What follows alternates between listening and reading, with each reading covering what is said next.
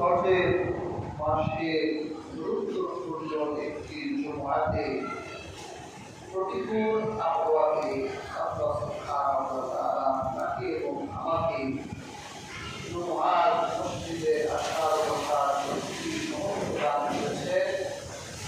শুকর করছি সে মহান আল্লাহর উপর আলহামদুলিল্লাহ। আলহামদুলিল্লাহ।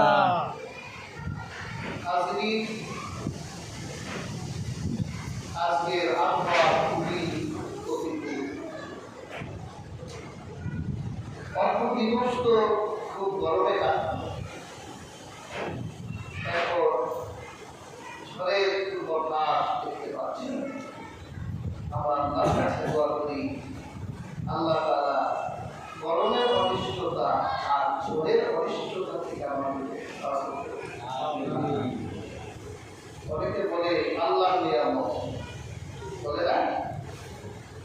একজন আরেকজনকে যদি বলে খুব ঝড় হচ্ছে, আজ খুব গরম পড়ছে, আপনার সমস্যাকে আল্লাহ রহম না হাজির।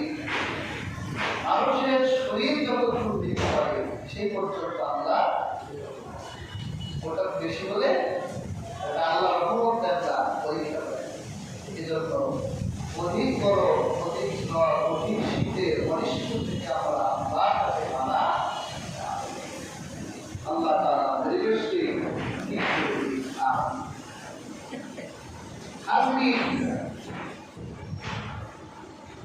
আমি মাহফুজ খান কোরআনুল কারীম থেকে একটি আয়াত কারীমা তেলাওয়াত করেছি। যেহেতু হজ হবে মক্কায়, এছাড়া পৃথিবীর আর কোথাও হজ হবে না। হজের সংজ্ঞাই হচ্ছে নির্দিষ্ট একটি সময়, নির্দিষ্ট একটি স্থানে নির্দিষ্ট কিছু কাজ, এটাকে বলা হজ। নির্দিষ্ট স্থান কোথায়? নির্দিষ্ট সময় জিলহজের ৮ তারিখ থেকে ১৩ তারিখ। নির্দিষ্ট মাস জিলহজের, নির্দিষ্ট কিছু কাজ করলে এটাকে বলে হজ। আজকে যদিও মক্কায় হজের সকল কাজ সমাপ্ত হবে, কিন্তু আল্লাহ তাআলা একটি কাজ গোটা পৃথিবীতে ছড়িয়ে দিয়েছেন। সেটা কি? কোরবানি। এটা আল্লাহ শুধু মক্কায় রাখেননি, গোটা পৃথিবীতে যেখানে মুসলমান থাকবে, ভক্ত লিপ্ত থাকবে, আল্লাহ তাদের জন্য ওয়াজিব করে দিয়েছেন। কেন? কারণ ইব্রাহিমের এই কাজটা আল্লাহর কাছে খুব ভালো লেগেছে।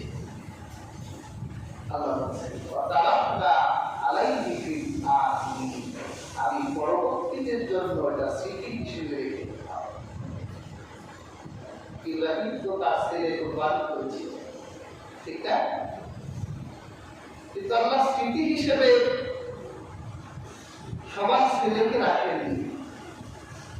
যদি রাখতো যে সবার প্রিয় ছেলেকে কোরবানি করতে হবে, তো প্রিয় ছেলে আগে বাবারে কোরবানি।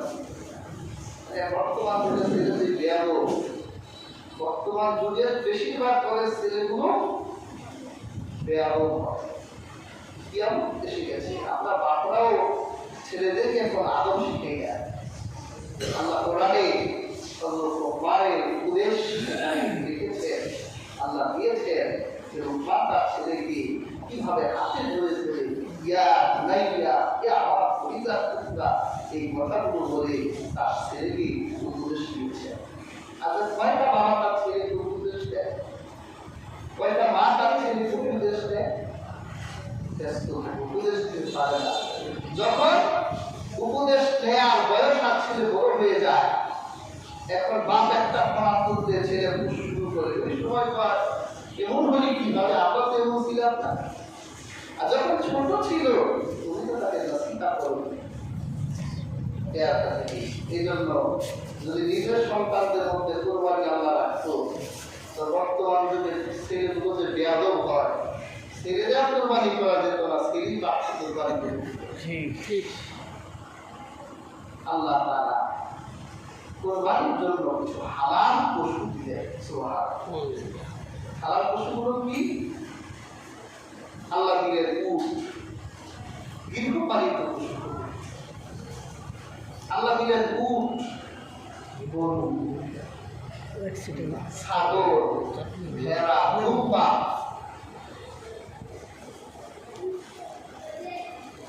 উট,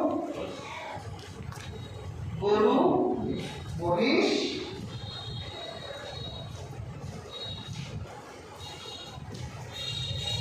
এরপর আল্লাহ তাআলা দিলেন ছাগল, ভেড়া, দুম্বা। উটের ক্ষেত্রে বয়স হবে 5 বছর। কত বছরের? 5 বছরের দিকে কোরবানি। আল্লাহ গরু আর মহিষের ক্ষেত্রে রাসূলুল্লাহ মানা করে দিলেন 2 বছর।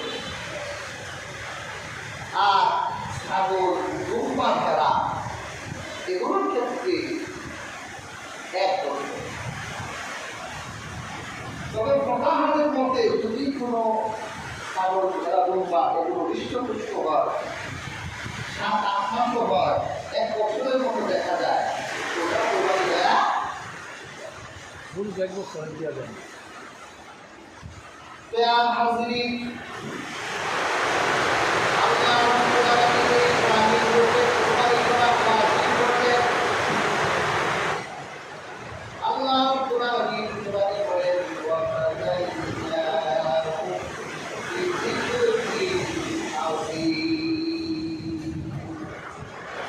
আমি ইসরাফিলের ছেলের পরিবর্তে আমি একটা দুম্বা আঘাত করে পাঠিয়ে দিলাম।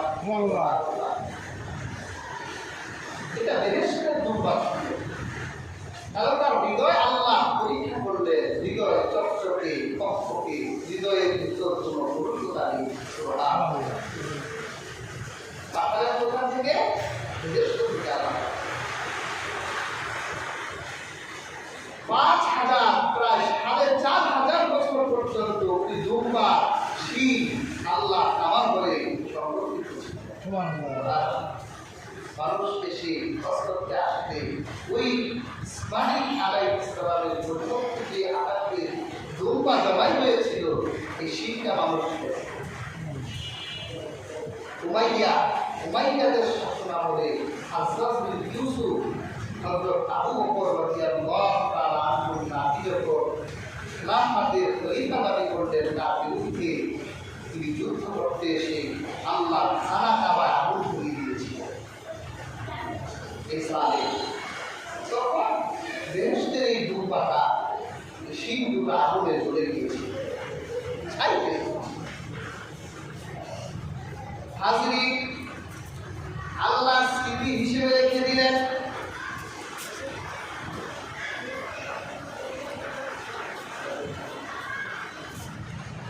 আল্লাহ রাব্বুল আলামিন হালাল পশুকে আমাদের জন্য কোরবানি ওয়াজিব করলেন। এখানে হাজিরিন আল্লাহ পাক কিছু শর্ত দিলেন যারা কোরবানি দিবেন।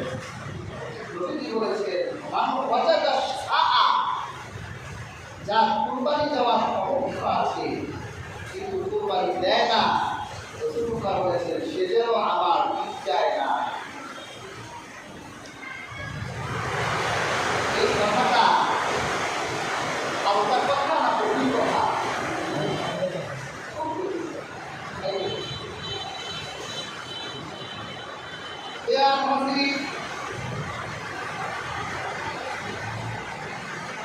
আমাদের সমাজ কিন্তু তীব্র ভিন্ন। যার জন্য কোরবানি ওয়াজিব শুধু কোরবানি দেয়, যার জন্য ওয়াজিব না সেও তার উপর ওয়াজিব চাপিয়ে দেয়। সবটার উপর ওয়াজিব না, ওয়াজিব তার উপর 10 তারিখ, 11 তারিখ, 12 তারিখ এই 3 দিনের মধ্যে যা 7.5 ভরি স্বর্ণ অথবা 52 ভরি রূপা এই পরিমাণ সম্পদ যার কাছে থাকবে তার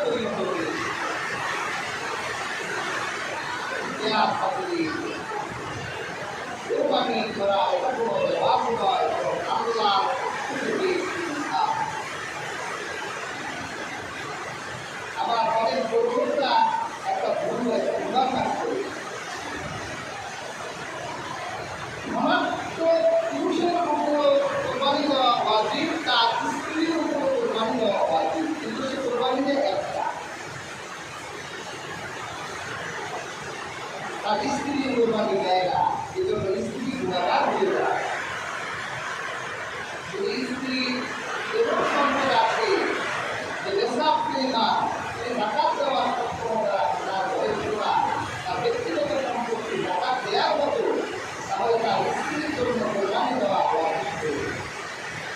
একটা ছাগল হলেও কোরবানি।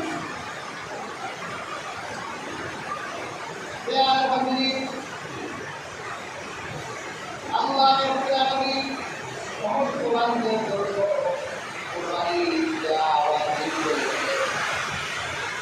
আল্লাহ রাসূল বলেন, যদি কোনো ব্যক্তি আল্লাহ সন্তুষ্টির জন্য কোরবানি করে নির্ধারিত পশু সে ক্রয় করে বিসমিল্লাহি আল্লাহু আকবার বলে যখন সে পশু গলায় ছুরি টানতে যায়, আল্লাহ হাদিস বলেন ওই গরু ওই মহিষের ওই ফুটে ওই ছাগল ভেড়া গরু তার রক্ত এক ফোঁটা রক্ত রাখতে করা আগে আল্লাহ তার জীবনের গুণাগুণ মাফ করে দেয়।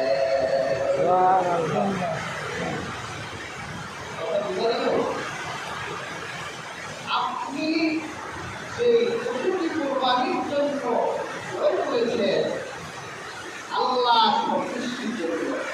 যদি আপনি গোস্ত খাওয়ার জন্য করেন, আপনার কোরবানি কবুল হবে না। এটা গোস্ত খাওয়াই খোদা লাগবে।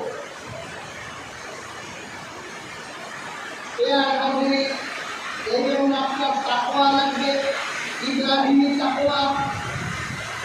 হযরত ইব্রাহিম তার হৃদয়কে আল্লাহর সামনে যেভাবে দাঁড় করিয়েছে, আপনার কষ্ট করা পয়সা দিয়ে আপনি যে পশুটি নিয়েছেন, এই আপনার পরিশ্রমের পয়সা, কষ্ট করেছেন পয়সা, এই পশুটি যখন আপনি জমা দিবেন, যদি আপনার হালাল উপার্জন হয়, কষ্টের মেহনত হয়, তাহলে আপনার হৃদয়টা সাতটা নিয়েছেন তিনি। আপনার হৃদয়ে তাকওয়ার সাথে আপনার পশুর রক্ত রাখতে করার আগে আপনার কোরবানি কবুল হয়ে যাবে।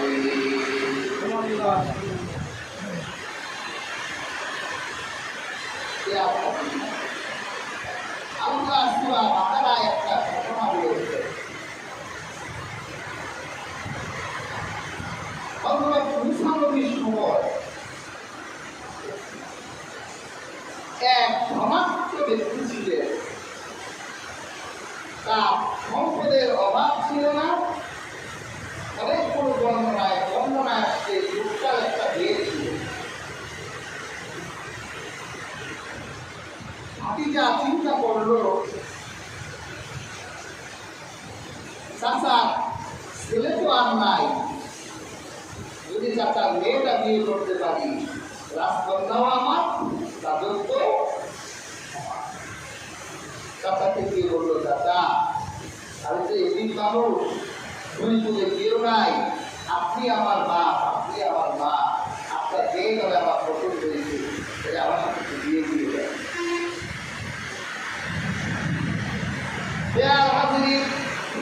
পৃথিবীর সব বাবারাই মেয়ের জন্য ছেলে দেখলে আগে দেখতে ছেলে ভালো কিনা,